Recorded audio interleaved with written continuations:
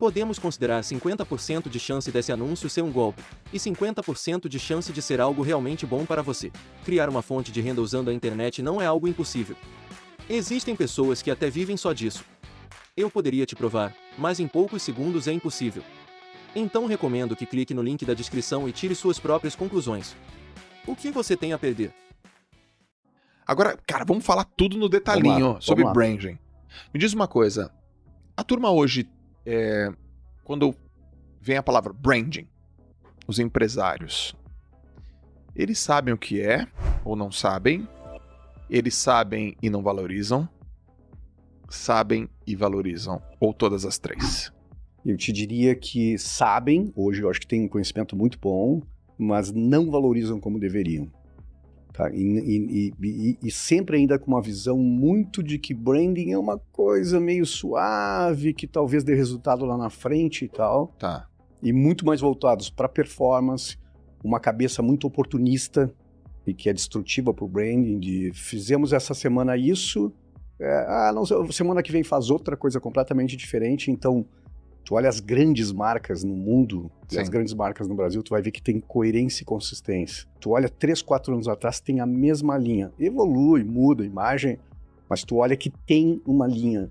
E essa é uma construção de longo prazo. Sim. O oportunismo, cara, tu vai 6 meses uma campanha para lá, e a gente brinca que a gente constrói uma marca esquizofrênica. Tá? Que é uma marca que diz muitas coisas e não diz absolutamente nada.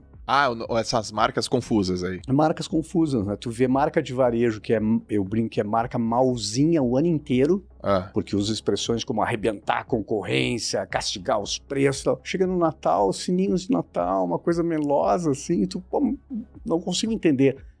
Então Entendi. É difícil explicar essa construção de longo prazo e que ela seja entendida e que ela tem retorno, porque é muito difícil medir esse retorno.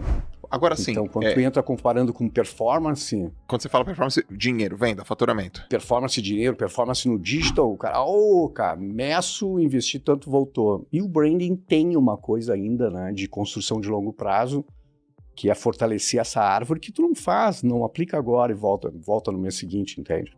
Entendi. Mas tu tem que acreditar. Olha uma marca Itaú. Itaú consegue fazer anúncios sem assinar. Eu não estou falando nada a favor nem contra o Itaú. Tu olha uma Natura, a coerência de uma Natura de 20 anos, tu entende essa linha, tu entende o raciocínio e tudo respira. Ou seja, essa orquestração de sinais leva para o mesmo significado, entende? Entendi. Isso é um trabalho genial, cara. Como é que você classificaria... Como é que você explicaria o que é branding para minha avó? Eu diria uma coisa muito simples, que é fazer gestão, ter o controle da intenção dos sinais. Não sei se isso é complexo. Ter o controle da intenção dos sinais. Ou seja, eu entendi. Fazer os sinais trabalharem a teu favor. Porque a gente tá o tempo todo emitindo sinal. Somos instrumentos multimídia, né, cara? E as pessoas ficam muito preocupadas com o visual. Obviamente que o visual tem um impacto muito grande. Tá. Mas tom de voz tem impacto. Sim. O jeito que tu caminha tem impacto. O jeito que tu senta à mesa tem impacto. Certo. Né? O jeito que tu escreve tem impacto. A forma de dizer, a mesma frase dita por ti e por mim pode ter impactos diferentes. Entende? Essa intenção dos sinais na mesma direção é que vai fortalecendo a percepção de enxergar aquela coisa, entende? Cara, lógico, eu tô enviesado porque eu te adoro e gosto do teu conteúdo pra caramba, mas já me convenceu. Imagina, não preciso ser um empresário, nem um empreendedor. Eu tenho que ser um ser humano. E isso tem que fazer sentido pra ti, entende? Pra tua caminhada, pra tua busca, pra que tu quer lá na frente, né? Porque se valor é algo que a pessoa... É o outro que percebe valor. Perfeito. É o outro que percebe valor. Comunicação é isso. Comunicação não é o que tu diz, mas como eu te compreendo. Perfeito. Tá? E tem uma coisa muito maluca em comunicação que a gente chama de a maldição do conhecimento. Não sei se você já ouviu esse conceito, eu adoro ele.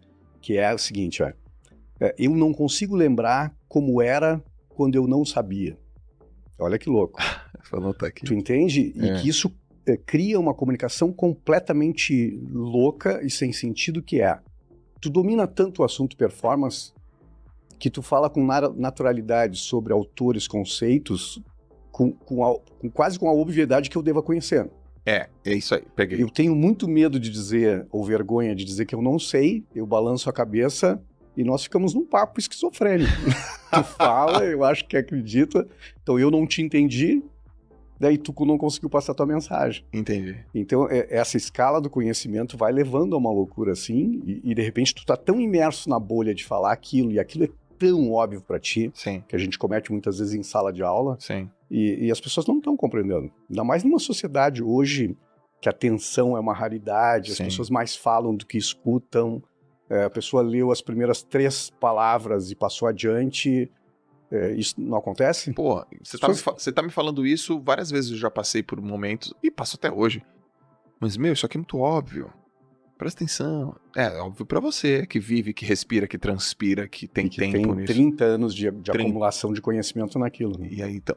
O professor, ele tem essa, vamos dizer assim, essa responsabilidade / vocação de sempre buscar o aluno, independente onde ele esteja e qual seu nível, e sempre buscar ele pelos pilares fundamentais. O bom professor faz isso. O bom professor faz isso. tem que fazer isso. Então tem que ter uma... O que muita gente fala, meu Deus do céu, você tem muita paciência de um ponto de vista pejorativo, você fala, exatamente por conta da paciência. Alguém teve essa paciência comigo. Perfeito. E aí vem aquela comunicação que transforma realmente, né? Sim. Eu olho pra ti, entendo o teu nível e te puxo pra cima, né? Mas pra aí eu acho que falta uma coisa que pra mim é essencial em personal branding, que é empatia. Uhum. E que acho que esse olhar empático, né, de conseguir falar com o porteiro de um jeito, com o presidente da empresa de outro jeito, mas te colocando na pele do outro, né? Faz uma análise desse ponto de vista de empatia para uma marca pessoal de alguém que você conhece.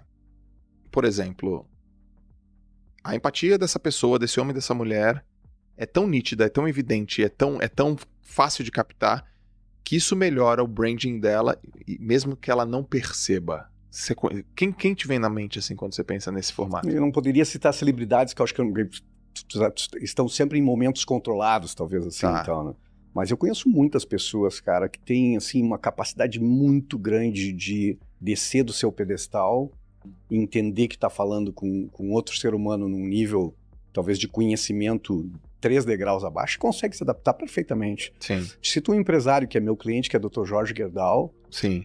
que consegue fazer isso de uma forma, assim, cara, brilhante, assim, tá? De conseguir conversar contigo sobre branding, que ele gosta e conversa comigo sobre isso, mas ele contava uma história muito legal pra mim, é o seguinte, ó, ele disse assim, ó, eu vou pra Brasília, no tempo da Dilma e tal, e ele disse assim, os outros ministros todos saem de carro com o motorista fechado, o motorista, obviamente, só concorda e diz sim, senhor, Sim. e ele disse assim, eu sempre vou de táxi, porque eu sempre chego lá e eu tenho alguma coisa pra contar pra presidente. Olha que maluco, né, cara? Porque ele entende assim, pô, conversando com o motorista de táxi é aquele cara que conta sobre hoje o que tá acontecendo, Que sobre legal. a sensação e tal. Então, essa capacidade de um grande empresário, Uau, essa pegar é um muito boa. táxi, conversar com o motorista de táxi, trocar ideia, e tem sensação de povo ali, um cara que tá numa estatura empresarialmente, Sim. tu não precisava, né? Sim, sim. De helicóptero descer e tal e fazer.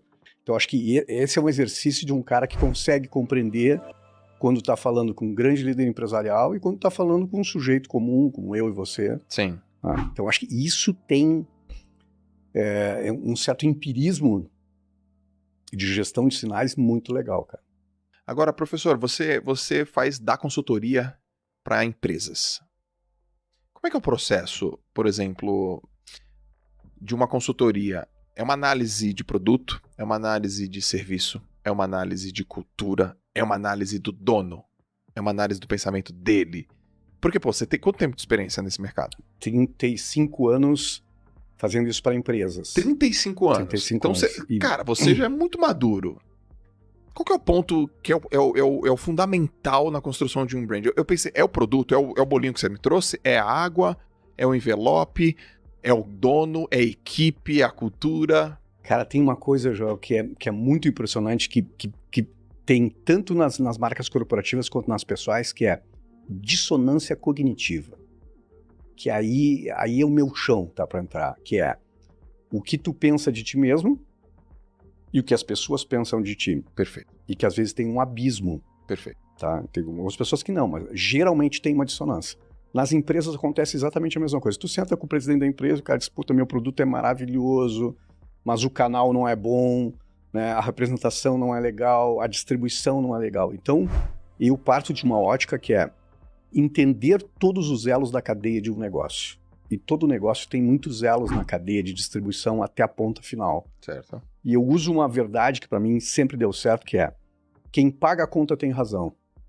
Tá. Ou seja, eu preciso entender a percepção do cara na ponta para poder entender. Vamos pegar uma cadeia comum, bastante comum, que é a cadeia do sapato, por exemplo. Tá bom. Tu tem um designer que projetou um sapato, que estudou demanda, que estudou mercado. Mas depois tu tem representantes. Esses representantes falam com compradores de grandes redes. Esses compradores compram ou não compram, mas passam adiante para, muitas vezes, diretores e gerentes de loja. Gerente de loja passa para balconista e balconista chega no consumidor final. Tu entende E olha só que louco. Cada elo dessa cadeia tem uma perspectiva de vida. Tá. E tem um certo interesse. E tá em um momento. Todos eles estão vendendo sapato. Ok. Mas eles têm perspectivas de vidas e percepções diferentes e interesses diferentes. Então, se tu não convencer o representante, que é o cara que vai fazer uma meia dúzia de caras que vão atingir compradores, se não passar pelo comprador, não chega na ponta. Uhum. O comprador tem um interesse, concorda? Uhum. Tem na cabeça dele a prêmio de comprar certo, Sim. mas tem vários interesses pessoais ali e profissionais. E aí vai indo até chegar no consumidor final, que muitas vezes a consumidora final tem um interesse completamente diferente. Sim. Então, muitas vezes tu tem um designer projetando algo que na cabeça dele é genial e tu tem uma consumidora na outra ponta com uma coisa que é desconfortável. Uhum. Muitos anos atrás, eu posicionei a marca Piccadilly, que foi meu cliente, eu acho que nos anos 90, e eu posicionei, o conceito era conforto para mulheres de verdade. Tá, hoje conforto virou lugar comum, mas na época a gente tinha uma comunicação completamente esquizofrênica. Uma menina de 15 anos, com os pés para cima em cima de um sofá, para poder enquadrar num outdoor. O negócio transforma uma pessoa que é vertical num horizontal. Designers tentando fazer uma coisa Prada. E uma consumidora lá na ponta, que lava louça, que passa o dia na rua, que bate perna e que morre de vergonha quando olha essa comunicação da menina de 15 anos com um cara de 18. Tu entende que tem uma dissonância? Gigante. Eu fiz muitas pesquisas de mercado. Essa consumidora diz assim, ó, eu me sinto gorda, me sinto feia e me sinto com a autoestima lá embaixo. Quando eu olho a revista e vejo que é isso aqui, que não é para mim. Então, entender essa perspectiva e arrumando todos os elos da cadeia é o que se faz com empresas. Isso tem um caso de sapatos, mas com vinho, com aço, com carro.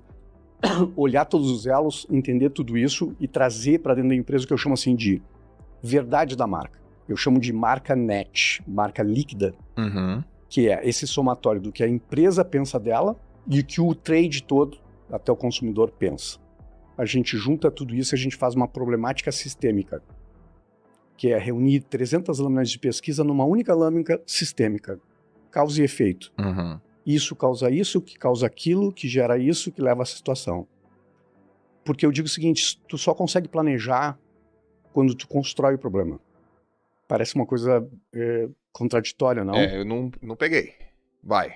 O que eu quero dizer é o seguinte, quando tu planeja sem construir o problema... Construir o problema? Tu constrói o problema. Não é identificar o problema? Tu monta o problema. Tá, dá um exemplo. Exatamente, uma problemática sistêmica. Eu posso ter um designer que está enxergando um tipo diferente de consumidor, usando o esquema. Tá. Então, eu posso ter todos os erros na cadeia aqui, uma distribuição errada, lojas que não vendem, convenções de venda dizendo uma coisa. Então, eu pego o problema lá da ponta e eu venho trazendo causa e efeito. Por que não vende? Não vende porque acontece isso. O comprador, porque... E tu vai, uma relação de causa e efeito, tu constrói essa problemática. Entendi. Tem uma frase que não é minha, mas é do Júlio Ribeiro, de muitos anos atrás, e que ele diz o seguinte, ó. Primeiro, tu te apropria da realidade. Isso tem um significado grande, tá? Sim. Depois tu constrói um problema. Tu só consegue ter uma solução quando tu construir o problema. Certo. Senão tu mascara o problema e tu sai estabelecendo estratégias, objetivos, confundindo objetivos com estratégia, que é uma confusão muito natural das pessoas. Tu olha assim, a empresa diz, eu tenho 10 estratégias. geralmente são 10 objetivos. Sim. Tu entende que é muito sutil tu dizer, eu vou chegar lá, e tu acha assim, nossa estratégia é atacar tal público. Entendi. Isso é um objetivo. Esse é um objetivo. Como tu consegue chegar nesse público é a estratégia. Que é a estratégia. E depois tu vai ter táticas. Entendi. Entendeu? Então, olho, monto isso, e aí trago essa realidade para a empresa, a gente faz o workshop de estratégia, Tá. olha tudo isso, essa verdade, esse confronto de verdades, olha para frente, e aí a gente consegue construir esse futuro baseado nessa verdade.